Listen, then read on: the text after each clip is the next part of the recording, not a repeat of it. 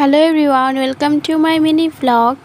আজকে রিহুকে বেশ তাড়াতাড়ি ঘুম থেকে তুলে দিয়েছি বিকেলে, কারণ আজকে আমরা যাব গণেশ পুজো দেখতে।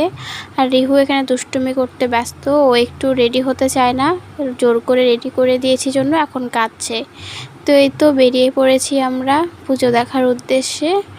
তো সবার আগে বাড়ির কাছের ঠাকুরগুলোই দেখে নিলাম। আর এই প্যান্ডেলটি এত সুন্দর হয়েছিল, প্রচণ্ড ভিড়ও হয়েছিল এখানে।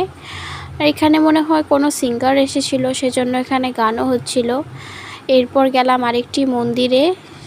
এখানে অনেকগুলো ঠাকুর আছে, আর এখানে এত সুন্দর করে সাজিয়েছিল, পুজোও হয়েছিল।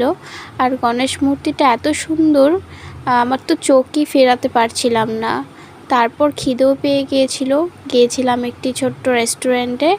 সেখানে আমরা মোমো খেয়ে নিলাম। মোমোটাও খুব টেস্টি ছিল। সঙ্গে নিয়েছিলাম চিকেন চাউমিন আর একটি কোক। এরপর আমরা আবার প্যান্ডেলে যাই, সেখানে প্রসাদ দিচ্ছিল। তো প্রসাদটিকে আমরা বাড়ি চলে আসি। বাই।